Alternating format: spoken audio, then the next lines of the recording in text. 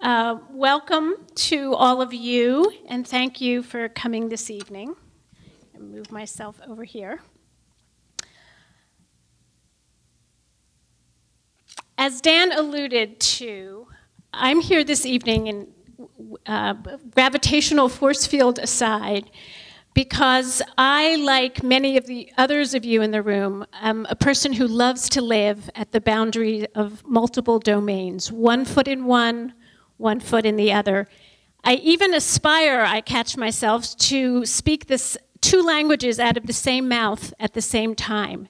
And it's as a result of that life, living multiple places, multiple identities, a symphony in multiplicity, as I refer to it on a slide you're about to see, that I'm here today to talk about the seam between social technology and Jewishness. In my relentlessly visual style, here's what Dan just told you in a slide format. We're here this evening as part of a linked set of events designed, I think, by Dan in partnership with the Covenant Foundation to give life to an idea that started with a conversation between Dan and I about 18 months ago, shortly after the museum opened, and shortly, actually the evening of their first event, I think the first program, which was titled Google's Talmud, blah-de-blah. I couldn't quite figure out what the after the colon was, which was quite an amazing intersection of these 2 worlds in this glorious new building. So now we have this exhibition happening, I guess next year. Ken, is that right? Do we have a date? Which is going to be a spectacular enactment, I think, of the things I'm going to talk about this evening up in the Yud space. And as Dan already described, the Link Fellows in Education and this series of lectures. I found it really poetically just that I would be positioned between Sarah Lefton, who I kind of know, I certainly know in the digital sphere. She sent me an email a few weeks ago and said, everybody says we should talk, but we haven't quite gotten around to it. And between Jaron Lanier, who actually entered my life in the early 80s when I was working with Silicon Graphics, and he was even then a wild and crazy looking and speaking guy on virtual reality? Is that, yeah. So there's me in between these 2. I love the fact that there's a generational gap there, but I'm also aware that there's another gap there. I, unlike Sarah and Jaron, do not have a digital property, a media property, or a book to my name. I just have my life.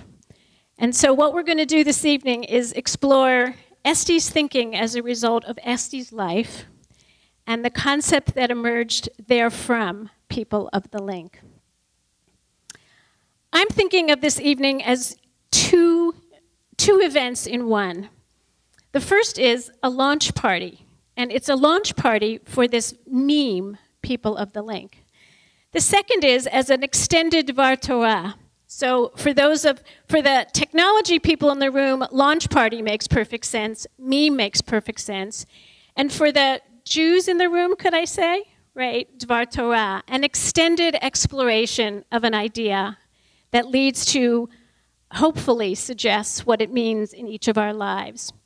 Let me define each of those a little more formally. Here's the Wikipedia definition for meme, a postulated unit of cultural ideas, symbols, or practice, which is transmitted from one mind to another through writing, speech, gesture, etc. But what I like is the Merriam-Webster one below, which talks about an idea, behavior, style, or usage that spreads from person to person within a culture. Now, as anyone who's an avid reader of the New York Times, as I am, knows, contagion of such sorts, and I'm referring to an article in the magazine last fall on the occasion of the publication of the book Connected, which describes how health is a social phenomenon. To transmit a meme requires a network. So every meme launch party requires a network, and that's where I hope you'll all come in.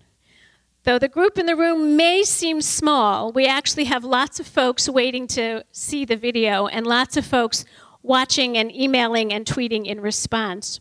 So you guys are the network. The Dvar Torah is where I come in.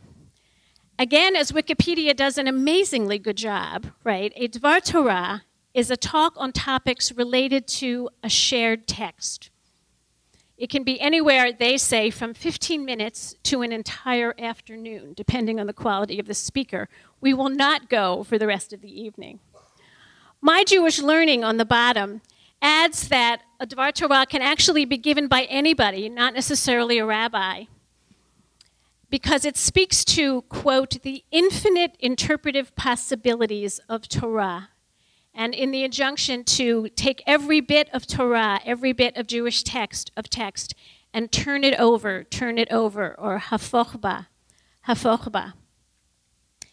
There's also a bit in My Jewish Learning that talks about the difficulty of doing a Dvar Torah and how it actually puts you in confrontation, perhaps, with your entire spiritual identity. And there is a little bit of that going on here this evening. So I totally thank you for being in the room to enable this to happen. For me, the main job of the Dover Torah, of the person who's giving the Dvar Torah, is to tease out and weave new meanings into those texts so that they can be applied in the events and issues coming forward. So there are a couple, more than a couple, traditional texts behind this Dvar Torah this evening.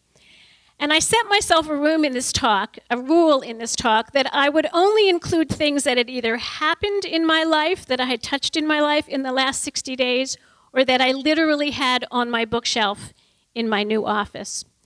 So this is a collection of the books, the printed texts that in some way inform the Dvar Torah this evening.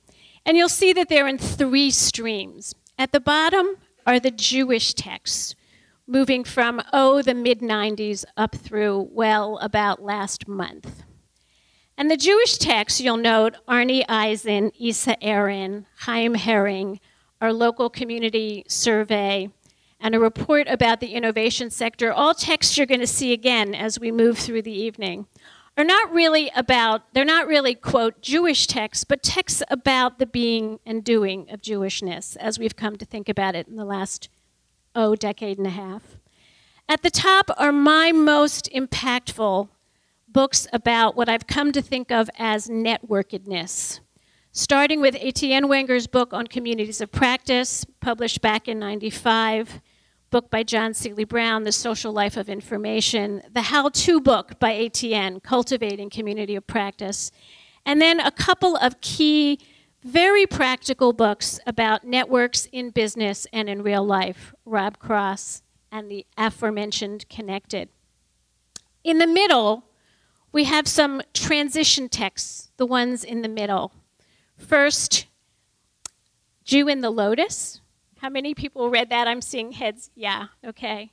Which actually was published in 1994 and describes a trip by a delegation of Jews to the Dalai Lama, who had a question he thought they might be able to ask, to help with, namely, how do you do exile? How does this diaspora thing hold together? And one of the people on that trip was Yitz Greenberg, who you'll hear a lot about the rest of, again, as we go through the evening, and had a lot to do with these thoughts. A couple years later, at this mid-zone, came the Talmud and the Internet, which it turns out is written by a really good friend of Dan Schifrin's. Now, I'm not going to let myself do a lot of these it turns out is, because everybody in this room, if you haven't already figured out, is actually connected and probably on more than one dimension in more than one way. But that was one I couldn't resist.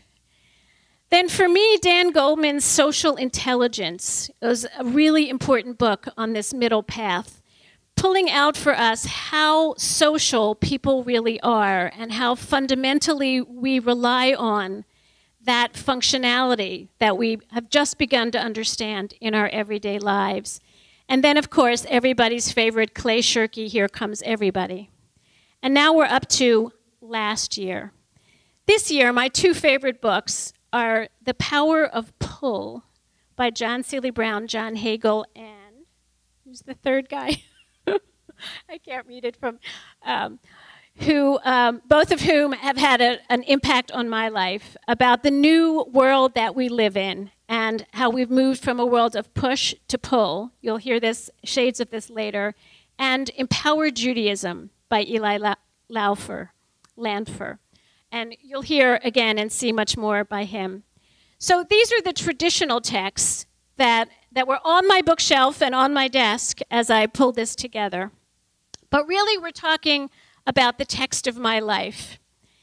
And last caveat I want to do in this kind of setup is, because all of you each of you is tied to the network of my life, even those who I don't yet know, we really do know. And I hope before you leave here tonight, you'll all be tied into the version of Estee's brain called the People of the Link Brain that Dan alluded to over on the corner there. But you all represent different subnets and different domains, and so I may say things that are either obvious or completely disturbing in my attempt to explain things to one group or another, and please bear with me for that or enjoy it, hopefully the latter. So here it is right up front. My assertion is that the Jews are not, never have been, never will be, people of the book. That was a Muslim statement about where we fit in the hierarchy and the epistemology of Islam. But we are and always have been people of the link, that the link, rather than the book, is and always has been the core idea of Judaism.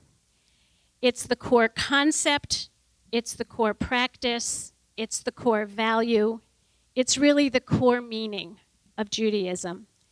And my goal this evening is to take you through a bunch of, so what does it mean and how does it look like and what would I do about it? But really what I want is for everybody to come out with an understanding of this very thought. That's the meme. And feel totally empowered to take it forth or not in your life moving forward.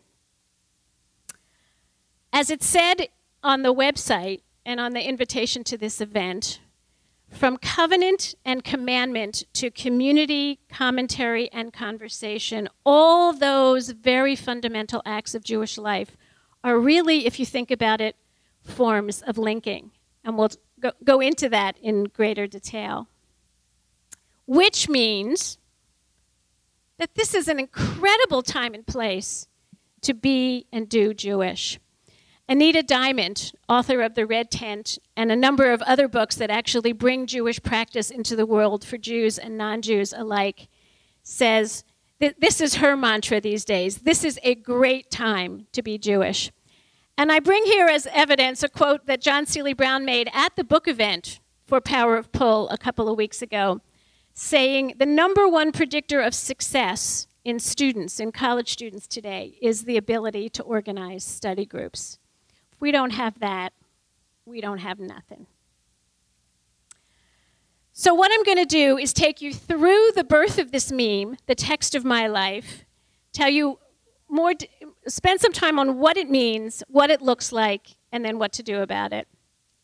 So here it is. It's a good thing about 5 years ago, I was asked to give a keynote, an inspirational keynote at an Women in E-Learning luncheon to share the lessons and wisdom of my life. And at that time, it was really hard to get going to talk about myself, and I realized three things, or found three sources. One is that women, in particular, spend their lives composing a life out of multiple strands, notice the challah, and charting a course which Myra Strober at Stanford Business School described back in the 80s as a wide track to contrast to the then prevalent notion of mommy track. So my life, as I learned to talk it then, and which I'm going to share with you now in expanded form, is a composed life on a wide track of multiple strands. And here's the current version. I know it's a lot to see visually, and Dan gave you the synopsis, but let me take you through it really quickly. We start back in the 70s, sort of I'm in high school in Habonim, Labor Zionist Youth Movement. A dancer, go to Yale, study the sciences of locomotion, discover computers, spend 10 years in the computer industry, do an MBA and an MSc at Yale, go to work for Regis McKenna, right at the intersection of the Valley and of marketing and technology. Found my own consulting firm as I leave there, end up doing wonderful work with Xerox PARC and the Institute for Research on Learning. Now we're at about 3 o'clock on the right-hand side of the slide, just in time for the launch of the knowledge economy, get a cover article in the launch issue of Fast Company magazine, get invited to do the Wexner program because I'm already involved in JCCs and day schools, and then end up going on to put that career on hold for a while and build this gorgeous yellow building, which we later sold, right next to the then JCC, which became Hausner Day School. Came back from that turn of the challah, of the twisted ropes and their different widths, did that e-learning startup, we're now late 90s, Web 1.0, was part of founding a group a community of practice on communities of practice, while playing a big role at the JCC, publishing a retrospective on the 20 years since the learning organization concept hit business. Spent some time at Stanford as a visiting scholar, started B, and now serve on the boards of Hillel, Kahila, Amenu, and the Musar Institute while working with Within 3, a company that does online communities for physicians. So that's the path and its multiple strands. What's not on here, of course, is Israel and more personal identity, like the birth of 2 children who are sitting over there, quite amazing, and so on. So here you have in visual form Estee's professional and communal life. And as the tag says, this was all about multiplicity and sociality underneath. Now, I want to get right to the birth of this meme, which was quite easy to trace to 1995. We were at 3 o'clock here with Congruity, Fast Company, Wexner Foundation, and I'm going to pull into glorious relief here the events of that time. First was a life-changing experience. I was president of the day school. Moshe, my husband, was diagnosed with a very serious cancer. The boys were 2 and 6. You see here on the left the little one wearing the MPJCDS hat, and all of us kissing goodbye as Moshe went off to Houston for treatment. And in 1 week, we had everything we needed for that journey. We had the books that appeared in our house as we went off to Houston, that lived there, that taught us everything we needed to know about cancer, meditation, health, wealth, as I came to understand it. We had an introduction to the development department at MD Anderson and an into the whole process there.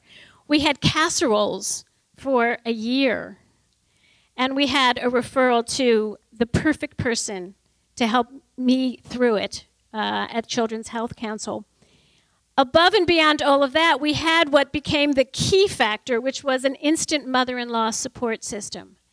And this was, my mother-in-law came from Israel to live with us, and this was, for me, the discovery of really what C is, and in this case, the C in MPJCDS. So that was the beginning of 95. Let me remind you what we knew about community at that point, what we knew about all of this social technology. Most of the work was going on at IRL, the Institute for Research and Learning in Palo Alto, and at Xerox PARC. And we were understanding and making statements like these, that learning is not a matter of pouring content in your head and the student trying to keep it from falling out, but social, the result of the very messy boundary crossing collaborative processes that we see in workplaces when we start to look at them, but at that time barely saw in schools. Learning as IRL and ATN understood it, is not a process of ingesting content, but a process of becoming. And I'm going to side note here to the educators in the room that this must be sounding familiar to you today. We were also beginning to articulate and understand that work is social, that it's not we think, therefore we are, or I think, therefore I am, a collection of individuals sitting around thinking and being, but we participate, and therefore we are. That work almost never gets done through the boxes on the org chart, but through the messy process of collaborating across the org chart in something web-like. The formal definition of community of practice, which has now become a key term not only in business but in Jewish education, with organizations like PEAGE conducting communities of practice for schools and educators, is a group that comes together to solve problems in real practice. I like ATN's more theoretical, but I think more perfect description, which is that a community of practice is a social history of learning that has become a social structure. It is the result of that very intimate process of figuring stuff out with other people, building things, negotiating meaning, and in the process, creating the connections that bind you, not only in that doing, but thereafter. John Seely Brown at the time drew it this way, that once you get a COP going, you end up creating not only intellectual capital, what the corporation knows and what it earns its returns on, but social capital, the important connections and the organization itself. Others of us put together much more elegant looking slides like this, in which we noted that a community of practice is a yin-yang. What happens underneath is that you have at the very same time participation and reification. You have the creating of artifacts that you can hold and share with one another, and the participating around that. That no artifact, no object, no word has any meaning unless there are other people who are in it with you and using it with you. So slides like this and understandings that a community of practice is really synonymous with learning, which is really synonymous with innovation, which requires local interpretation of meaning. It requires local activity and invents practice. All of these isomorphisms were in, everything is the same, and it all comes down to a group of people together working an issue, meeting an objective. John, again, in his inimitable graphic fashion, focused on this practice, this thing that gets invented by a group of people in a community of practice, and called it the rails on which knowledge flows. I think it's also the rails on which Jewish practice flows in exactly the same manner. So this is what we knew about learning and social stuff back in '95 when the Fast Company article hit the stands, and that personal real-life meaning of community, the C in MPJCDS, hit me. Now Wexner enters the scene, an amazing piece of strategic philanthropy by the founder of Victoria's Secret and other retail giants. We were in Aspen, a group of new members, a learning group from the Bay Area, and had the privilege of studying with Rabbi Yitz Greenberg. We studied with him for 2 hours every day for 5 days, an amazing learning experience. My first experience of what it must have meant to learn from a Rebbe in the old days.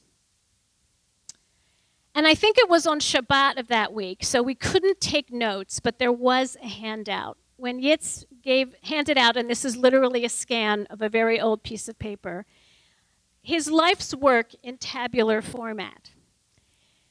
His thesis is that there were 3 eras of Jewish history and 3 stages of the Jewish covenant with God, changed at each stage. Each stage was precipitated by a great trauma and the need to readjust in the very fundamental assumptions and organizations of the era.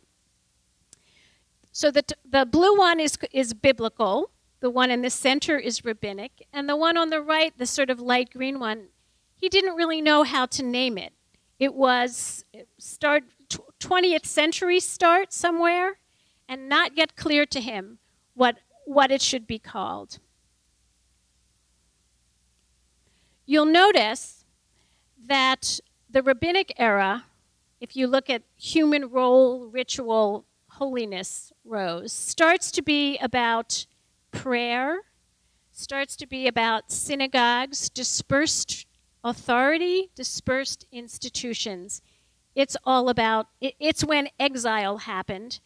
And the things that we think of as Jewish texts down in Scripture, Talmud, the law codes, philosophy, came to the fore.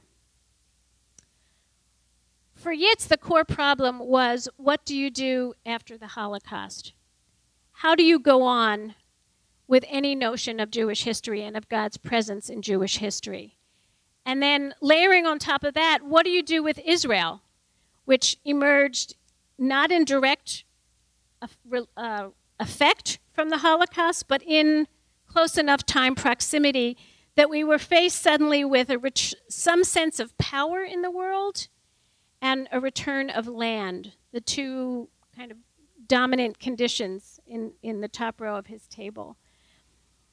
Personally, he was one of those who kind of led the charge on rethinking Jewishness after the Holocaust, and noted that there's a new source of authority, a new form of organization, that the covenant and the relationship of Jews to Jewishness has changed to one of full responsibility and participation, where things like federations, JCCs, these are his words, retreat centers, CJMs, are those signature institutions.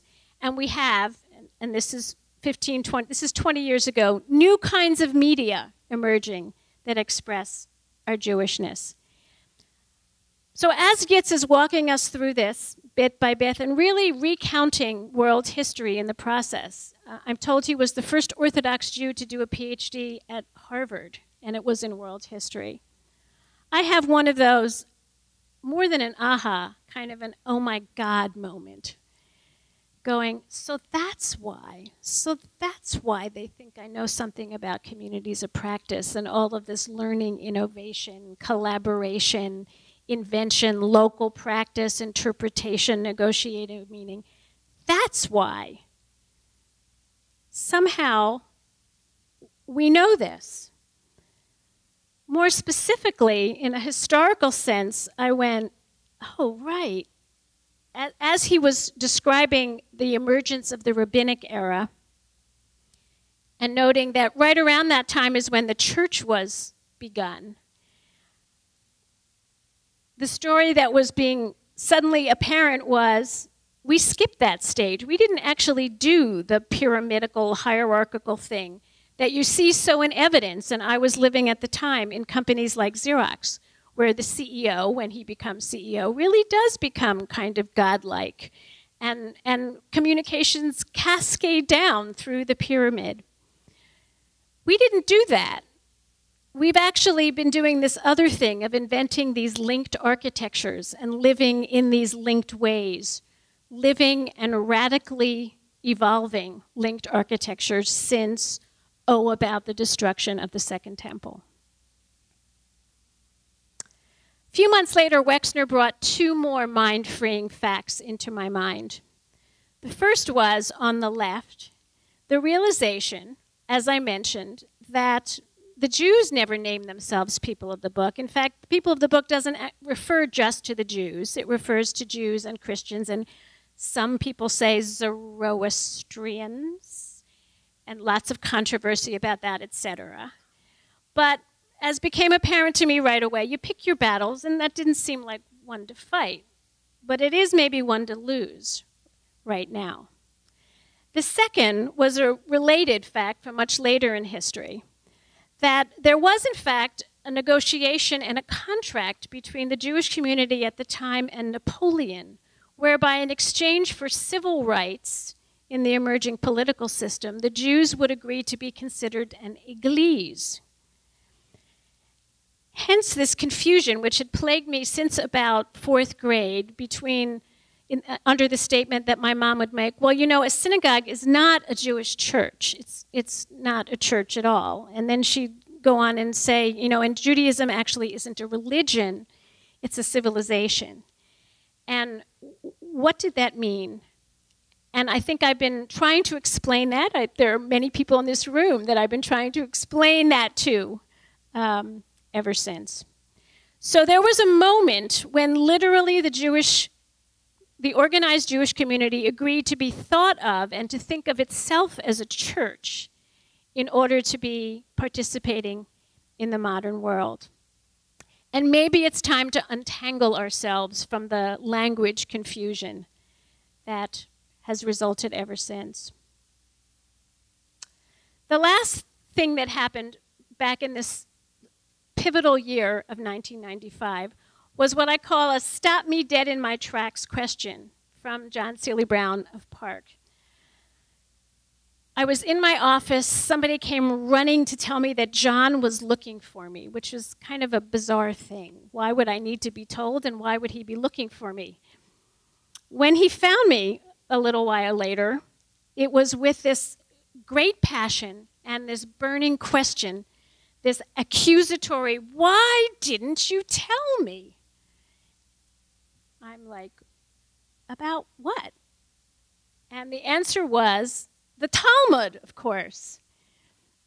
Now, the reason it stopped me in my tracks was, I remember saying sort of weakly, well, I'm just figuring it out myself. I mean, I just started Wexner, and I know I've been involved in this stuff for a really long time, but I never really thought about it, or, you know, and I had this amazing, all of that's going through my mind.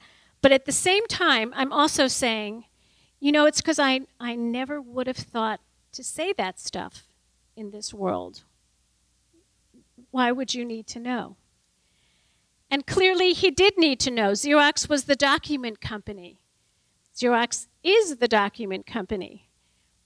But it hadn't occurred to me until that moment. And it was at that point that I began to realize that changing, acknowledging our ownership of linkedness and being open about that in the world and engaging in the multiple parts of our lives around that concept was really important.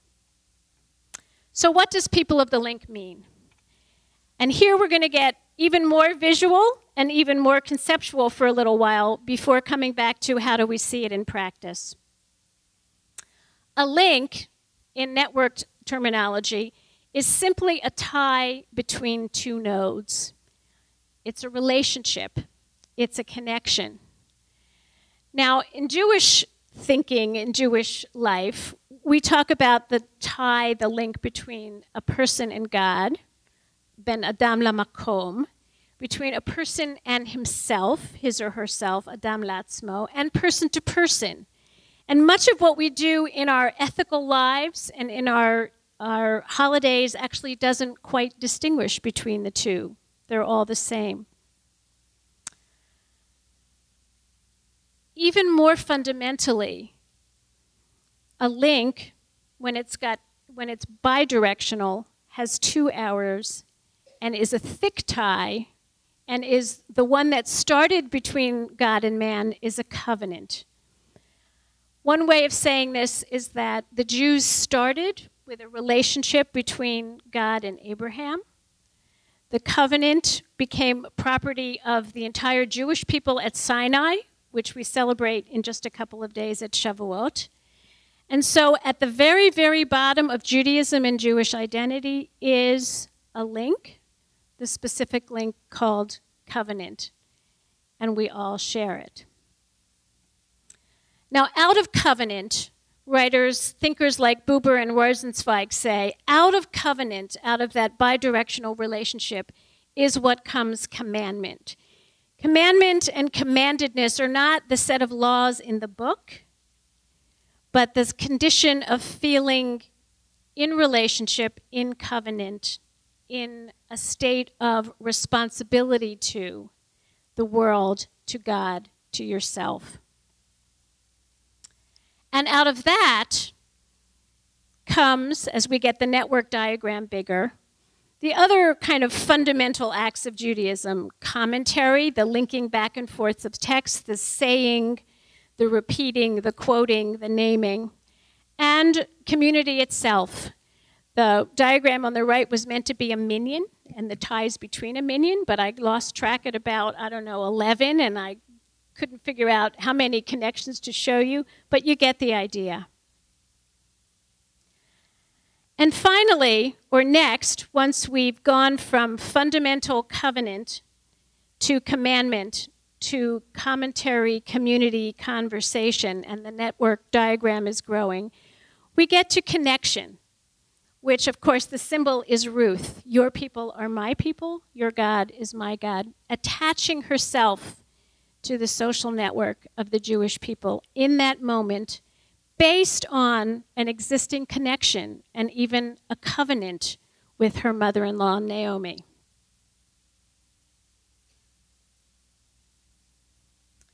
But don't take my word for it.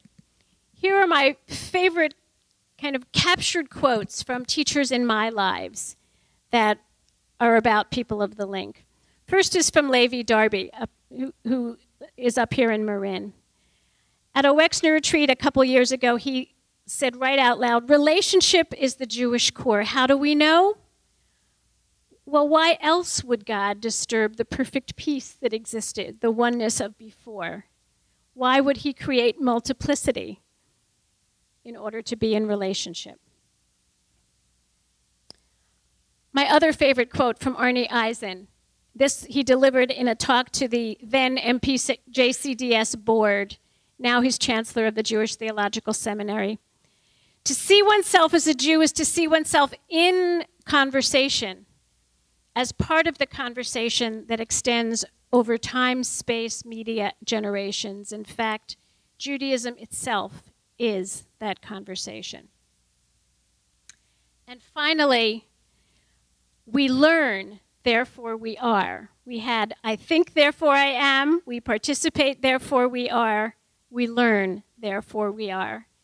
And the quote from Pirkei Avot, a long story about a rabbi coming back and watching events in a Beit Midrash and people arguing about whether the law means this or that, the text means this or that, and apocryphal tests to figure out which doesn't mean this, doesn't mean that. And in the end, God says the answer to this question is not in heaven, but with you, with humans.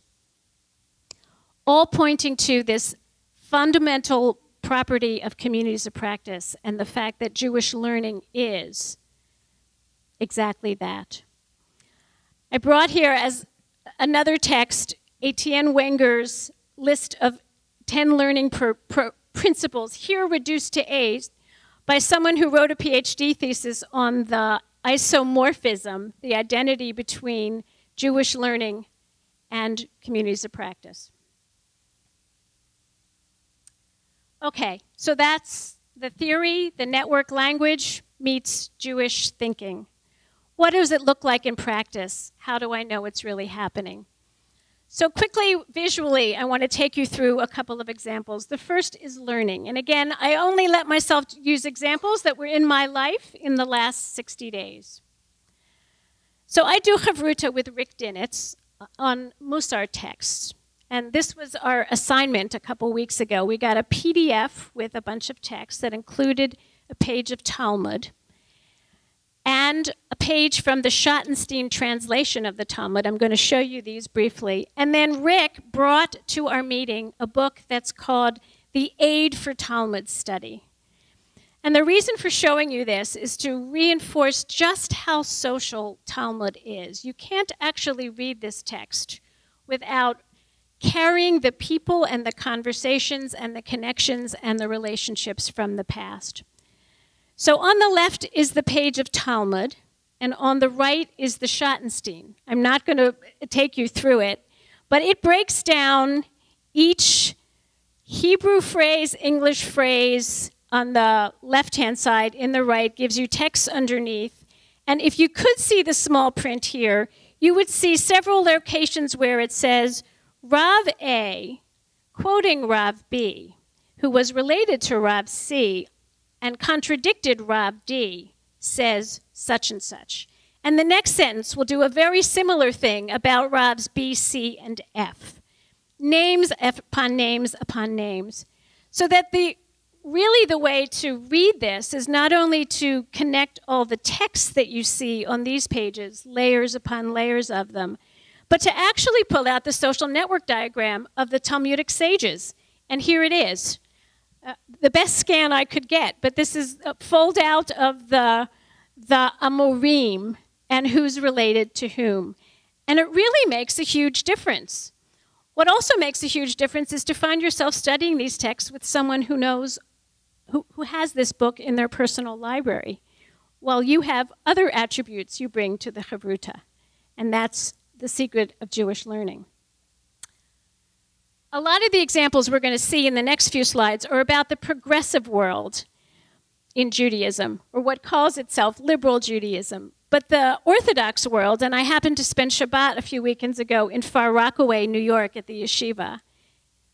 My host lives on Web Yeshiva. They learn every day, learn in that special cadence, and this is an incredibly live resource with lots and lots of actual interactive, real-time sessions, all the media, quite amazing.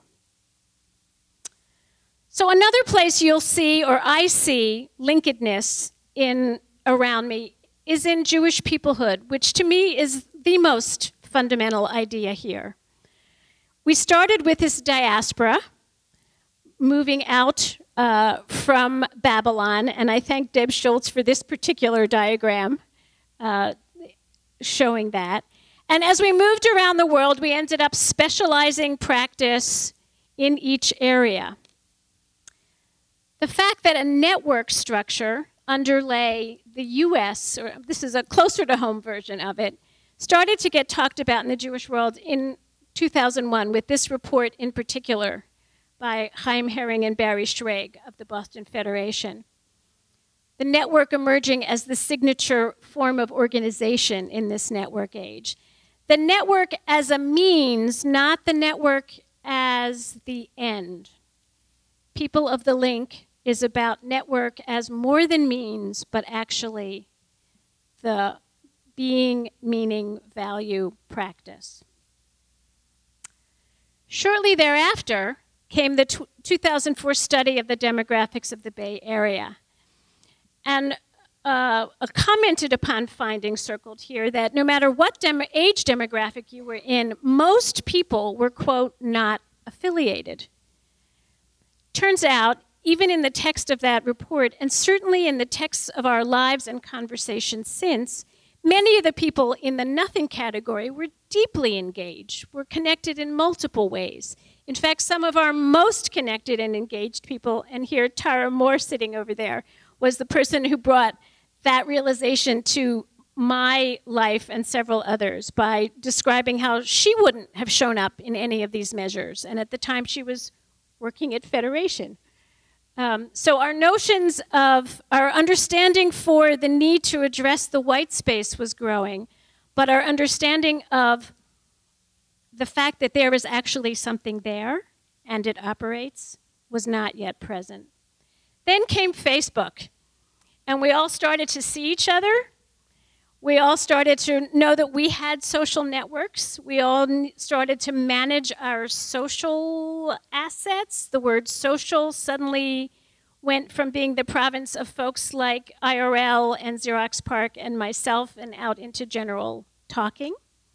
And the Jews started showing up on Facebook as well as Jewish organizations, etc. In Facebook, or a lot of people, when you start talking, when I say people of the link, or when you start talking social technology, social networking, think Facebook. And Facebook is certainly important, but it doesn't actually let you unless you're one of the few folks who knows how to visualize, use the tools to visualize your network, it doesn't actually let you see your network, and it doesn't make it easy for anybody in that network to actively cultivate it.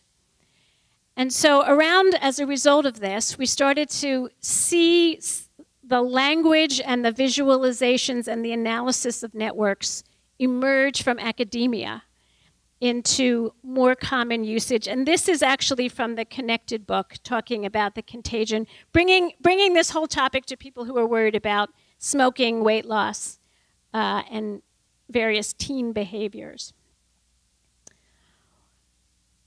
More to our point, and more to our future, is the emergence of a practice around cultivating networks and beginning to understand how you can understand your network, see how it currently operates, and take action to increase the connections, change the topography, make it go from a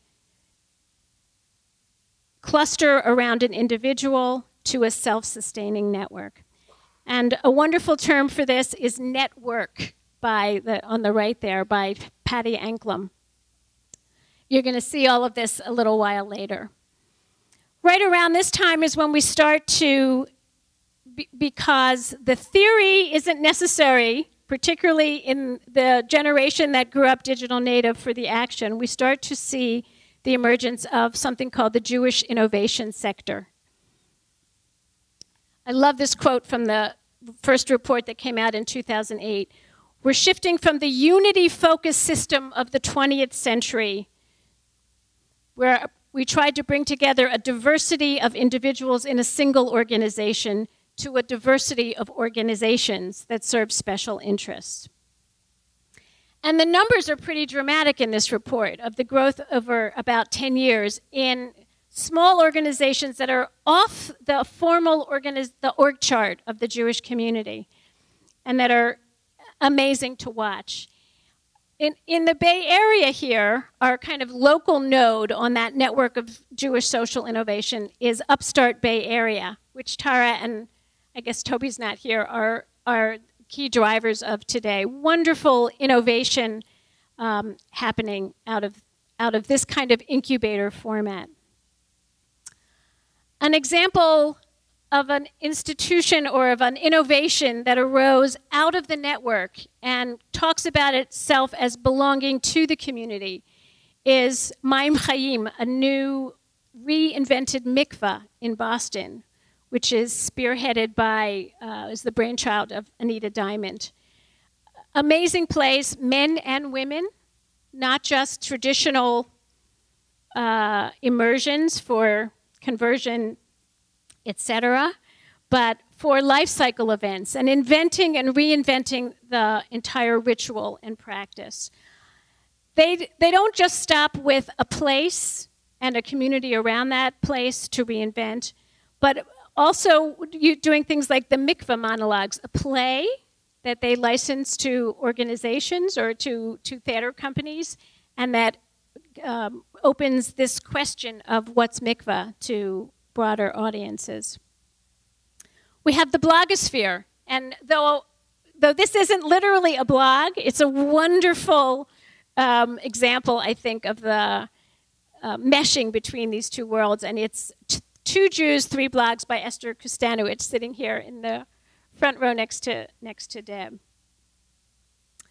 We have things like Build-A-Prayer, and what's meaningful to me here is that this is BBYO has provided this as a resource to members to customize their and invent their own ritual observance, pointing out that teens like to customize, and that because BBYO is non-denominational, the figuring out of what you stand for is an important part of what BBYO is all about. Now, those are the items that crossed my desk and my life just in the last 60 days, is these things in practice. Another, and probably my most favorite, is the arrival of this book, Empowered Judaism, which is the story of independent minyanim that started in New York and have really redefined the worship side of Judaism. A grassroots movement, this is, that has three parts that sustain the network. Kihilat Hadar, the original minyan, Machon Hadar, which is kind of a consulting organization to help minyans get started, and then finally Yeshivat Hadar, a kind of institution of higher learning for minyan, for Hadar Jews. I'm not quite sure how to say that, but let me take you into what he says. First of all, Eli, who, by the way, Yitz Greenberg thinks is the person, he and his colleagues here, who will take us forward in 21st century here. He points out that Judaism has always been a religion of grassroots organizing. And the question is how these synagogues that we ended up with, beginning in the 40s and 50s in this country, make any sense when the tradition is really social network. He also points out that the crisis in the Jewish world, if there is one, is not one of theory. That in fact, we don't need any new big ideas, just investing in the old in a serious way. And what they've done, and what this is a story of, is creating a different kind of community using precisely the tools of community of practice, social network, etc. Here's how he talks about the key, this is the how-to part of the book. Key success factors are an inspirational experience, a personal tie, dynamic networks. Note all the connectivity language, and a freedom from the boxes, from the organizational ties. There's no central office. Everything is run not by one person and not by the whole network, but by a close-in, very capable, tight little team whose membership rotates every 9 months to 12 months. Google Docs for every day. A relentless focus on substance, not form, not institution. And an understanding that they are, in fact, creating a network that is stable in its instability as people move out of jobs, move out of locations. Whoops. The yeshiva is the third piece that emerged from the Hadar phenomenon. And you can see here literally their Facebook invitation to apply. This is in New York. It's not focused on creating rabbis, but on what they call an empowered laity, not one gender, very immersive, very intense. They talk about face-to-face as the high potential, high impact technology, refer to students not as students but as fellows, and are openly reclaiming language and form of the past, to wit, the yeshiva itself. Lots of assumptions of folks in my generation are being challenged. Statements like Torah offers a way to approach the other, noting that Jews of this demographic, of his clientele, are mixing Orthodox and non-Orthodox. It's in fact day school and Hillel and camp grads who are the real driving force here. And that they're all unwilling to settle for denominational labels, and everybody's looking to invent and reinvent. And that most of them are affiliated, as he puts it, with an average of 5 different congregations, or 5 different communities, most of which are not where they live. Doesn't matter. It's where a friend lives, a place, an organization whose retreat you go to, a sustained identity. So I've been amazed as I've been around my board life in the Jewish world, how few people above about 40 have any awareness of any of the things that I've just described. The innovation sector, this elaborate reinvention of Jewish life and a whole ecosystem of institutions to support that. There are a couple of, I think the funders have gotten awake to this, and so we're starting to see a number of really nice reports. This is one by Steve Cohen and Ari Kelman, The Continuity of Discontinuity. And though in beautiful language it's really too clear to tell whether this is a blip, clearly something important is happening. And that thing, as the graphics show, is entirely a network phenomenon. It's entirely about practice. It's about communities of practice. It's about connection. It's about relationship. It's about people. It's not about institutions or books. But speaking of books, and here's the last piece in my life of where I see this enacted, Jewish education itself. A really amazing thing has been going on in New York City, and I know the BJE here would love to get involved in a similar thing, of pulling together what they call a coalition of innovating congregations. And this is their logic model diagram, a work in process. It's 3 organizations, the BJE of New York, the Leadership Institute of the 2 rabbinical schools, and the Experiment in Congregational Education. Because this is videoed, I need to make sure I say all of those. And this is their work in process on how they view their impact on Jewish learners. And you'll see, bottom right, that networks are the keystone to the whole model. Experience, incidentally, in the green is also the essence of it. And the experience, if you read the text finally, the experience that comes through relationship is the new shift, the new core to this logic model. As part of this process, we actually did a social network analysis of educators in the New York area. And this is my favorite slide. It doesn't tell us anything we didn't already know, but we actually didn't really want to see. And what it says is that whereas the education directors in a given geography, in all the synagogues that are participating there, are somewhat connected, the teachers on the right are really not. And this actually omits some of the teachers in congregations who were not connected at all, who showed up to teach, connected in many ways in other parts of their lives, but not connected as educators to each other. So this told us what we already knew, but it made us confront it in a new way, and it gives us a way to actually begin to cultivate this network, to make changes on the ground, to change the practice in education amongst educators very deliberately, and to measure that change as years go by. Here's another example, last one, of using network language in Jewish education. And this is a graph that I drew after hearing Facing History and Ourselves describe how it operates. Facing History is an amazing organization that works primarily with public schools, but has a small group that works with day schools as well, and arose out of a desire to teach the lessons of the Holocaust, and has elaborated, had an enormous effect, including having entire schools that are branded Facing History schools, high schools and lower schools.